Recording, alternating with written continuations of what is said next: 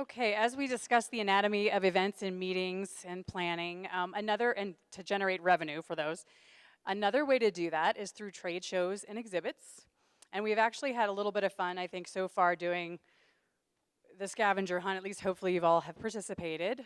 So this next speaker is going to talk about, I hope I say this right, Roger, the gamification in the meeting planning industry.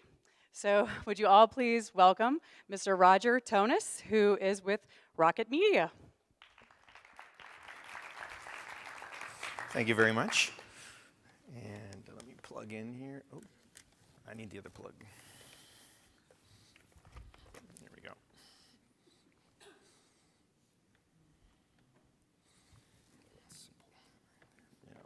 While we're getting set up, I do want to remind you all that we have a code for this breakout room, so make sure that you search for it on your way out. Not only do we have a code for this breakout room, but I'm going to give you a 5,000 point code at the end if you stay through and if you don't heckle. So that's important, no heckling. So my name is Roger Toennis. I'm the chief evangelist and founder of Rockit Media. And I come from a technology background, and so a lot of times technologists have technology and we're kind of have a hammer looking for a nail. And I think we finally found a nail. But with our platform, what we do is we create games like we've been talking about here, or you may have heard about the scavenger hunt, and I'll talk a little bit about that. And the way that this is being referred to is to get people to engage at events in particular, and that's kind of the narrow area that we're focused in, but it turns out that's a huge area of this industry that you all are in. And so we're pretty excited about it. And so just to go real quick through what we're doing, if you haven't heard about it with the scavenger hunt at the Points for Prizes, is we have the ability for you to join in, and you can either text in or you can go to the web through this URL and sign up on the website for this particular event. And it's a scavenger hunt that you're going to do, and you're going to go around, you're going to find these 5-digit codes, and you're going to enter those codes. So one of the things you have to do to kind of take it back to why this is important to you and your clients is if you're going to have an event of any kind, whether it's a trade show, a convention, a festival, we're talking to actually corporations that are having internal corporate events and getting their employees to get excited about doing something fun.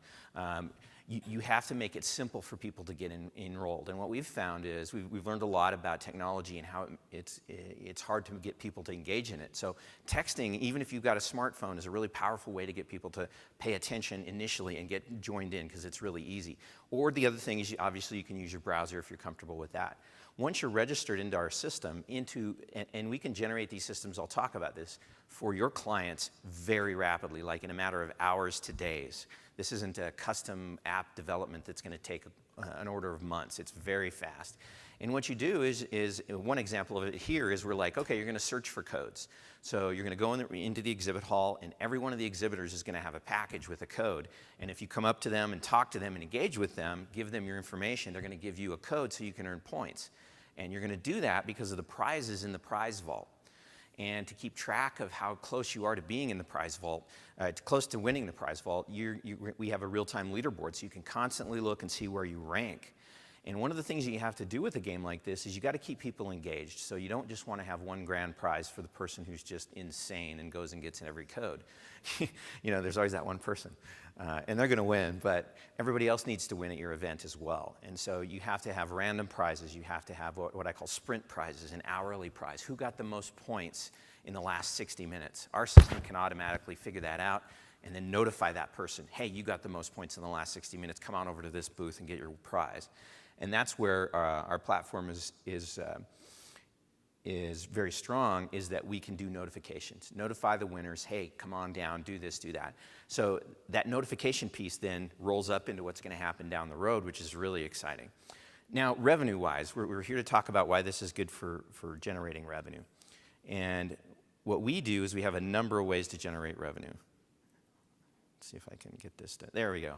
So we have banner ads, you know, kind of standard banner ads. We can do that. We can do unique notifications that are sponsored by a particular exhibitor or a particular platinum or gold sponsor, so that they can get their brand out in front of everyone. And then we can also offer click-throughs. So, hey, click this to go to the Taco Bell website or the Microsoft website, and at that special website, you'll be able to get another code. So now you're driving people around the web, you're driving people around your event. That's power. That's exciting. And that's what why event planners like this. And that's why sponsors like it. So they're willing to say, what? You're going to bring me data about where Roger went during his time here and what he clicked through on his mobile phone and who he was talking to physically? That's powerful information. So, let me step back real quick. What we're truly trying to solve here is an attention problem. And smartphones, I think for all of us, we probably view it as both a blessing and as a curse. I love my smartphone. I couldn't live without it. I think people said they'd rather do without a refrigerator than their smartphone, is the latest thing I heard. And everyone understands it, but it's also a curse because you're always at work. You're always looking down at it. How many people are looking at their phone right now, right? And how many people are getting in trouble because of their spouse and they're looking at their phone at dinner, that kind of stuff, right? So how do we get through that? Because your attendees at the events are there, but they're not there. They're physically there and maybe virtually they're not there. So you're asking this question, hey, can you hear me? And so really the economy has changed to be about attention. This is the new currency of business. If you can get people's attention, and this environment, these professionals in this room know this because it's all about getting attention at an event, to go to the event and engage at the event.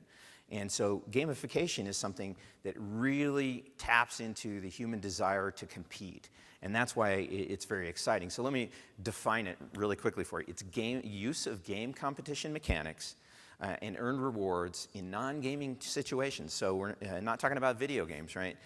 To increase audience engagement, loyalty, leads, anything you want, really. Whatever you want them to do, wherever you want them to go, you do this and you can get results. As I said, it's not video games. It's not Angry Birds. You're not going to get people sitting in this room right now playing Angry Birds, although there's probably somebody playing Words with Friends. Anyone? Words with Friends? I'm addicted. But that's the kind of thing you want to do. You want to keep people's attention. And so it's not about video games. It's about game mechanics. It's about sort of that brain stem saying, hey, I want to run faster than the next guy or gal, right? And that's the gamification effect. And this really goes to human psychology. Recent research has shown that it believe that the reason we developed our large brains is because of social competition, and that most of what we have up there is all about figuring out how to compete socially. Obviously, I'm not very good at that. My wife's much better at it, so I always lose that one. And this effect, it's really, you can boil it down to three things. Motivation, you got to give people motivation to do it. So you have to have a prize vault at your event that's exciting. It includes a grand prize, a free car or a trip to Hawaii. But then you also have to have these other prizes as well. And you can get your exhibitors and your sponsors for free to provide these prizes when they see what you're doing at an event like this. It's really exciting. And then the ability. Ability is important in that you got to keep it simple because people are busy doing other things. They're at an event. They're not sitting in their room in the basement, playing World of Warcraft or something like that. This is different. People get emotionally involved in a simple game like this because it becomes competitive. It's in a social environment. You're watching other people run around and play this game and think, hey, this is kind of fun. You move people. So that's what's great about gamification effect, and you get desired behaviors. So what we do we help our clients help their clients to say, well, what desired behaviors do you have for your attendees or your exhibitors or your sponsors or all three? We can help you design the game design so that you get what you want. Here's an example of what we did last year. This was one of our first attempts at this, and it was really exciting. We did the Denver Comic-Con. You might think, oh, okay, well, these are gamer people. Well, what we saw it as is these are gamer people, and they're going to think that this simple game is stupid. What we found was the opposite. They loved it because it was simple. So we had two different kinds of codes. We had a visit code and we had a purchase code. So the visit code's 500 points, purchases, as it says, 2,500.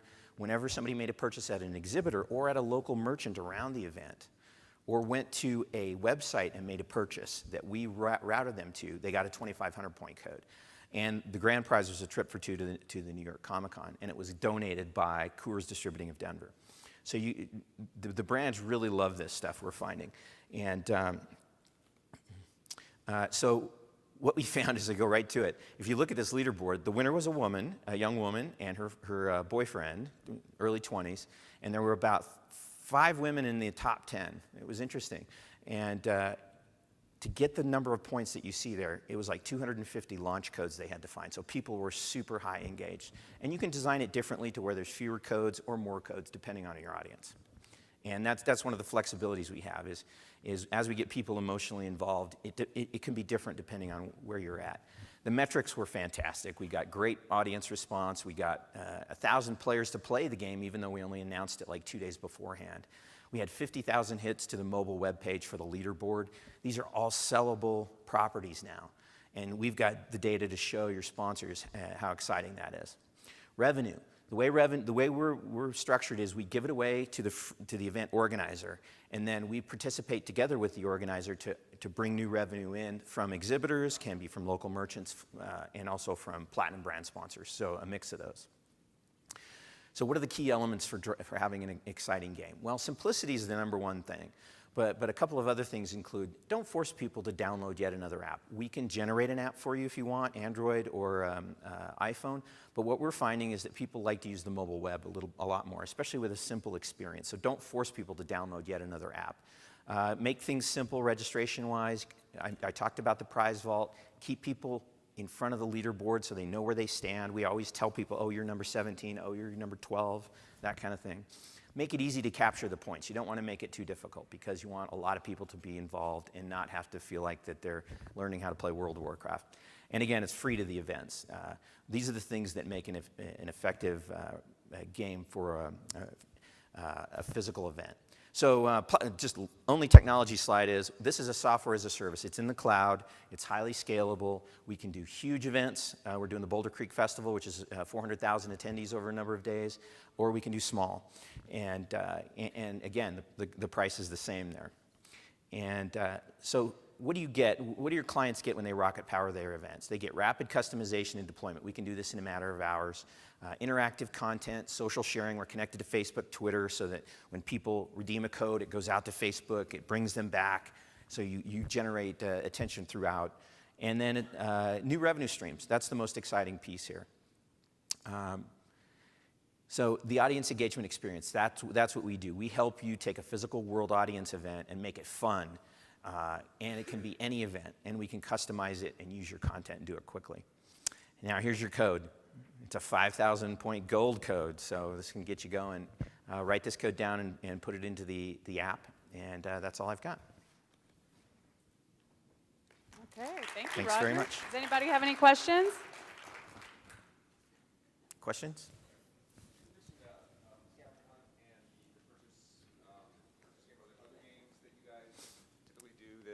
Yes. You have other examples? Yes, we're mixing it up. We can do trivia-based games. We have an integration with SurveyMonkey, a tight integration. We don't have that in the current app for MIC, but for Denver Comic-Con and Boulder Creek Festival, every one of the exhibitors at Boulder Creek Festival will have their own custom SurveyMonkey survey, and we'll provide that data for them. And they get points for it. And we're making people give their contact information as part of the survey results.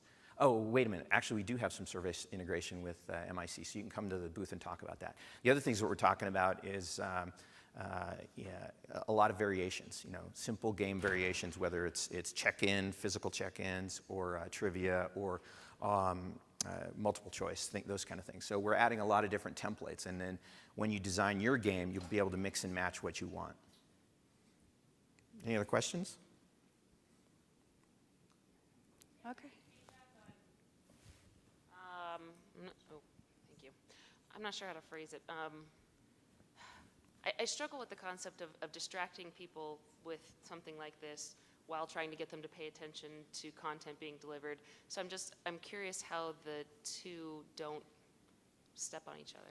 Yeah, and game design is key, and that's where our expertise in game design at events can help, and we're also building partners. So you want people to pay, you want people to go places and do things. That's why the game needs to be simple, just a simple 5-digit code, right? It's like, but to get the points, it's like, okay, you need to go and talk to that person, and then that person has to decide, okay, you can have the code now because you've satisfied me, you've given me your contact information, you've liked my Facebook page, you've given me your business card.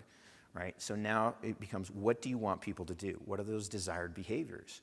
And then you just reward them for those. If you don't want them standing around playing Angry Birds because they're not paying attention to the exhibit or the speaker, right? You want them to pay attention to the speaker, so they're waiting to get the code at the end or something like that. So you have a lot of flexibility to design that, and that's a key part of doing it well.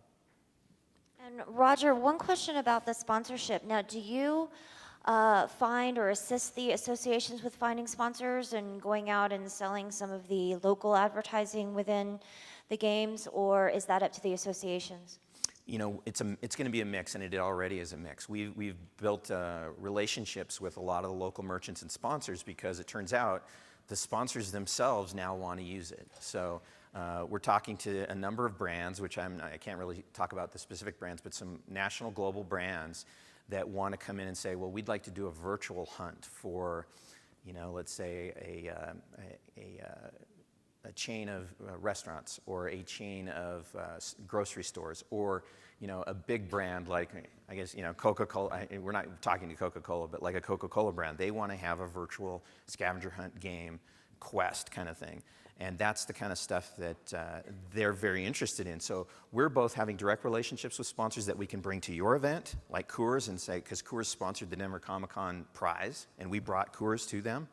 Or we can go with you and your clients to their existing sponsors and say, hey, we've got an upsell opportunity here. Yeah, we're selling sponsorships like last year, but now if you want to have codes, if you want to have placement in this game, you know, this is the new pricing for that. So it's an opportunity for net new revenue for events. Any other questions?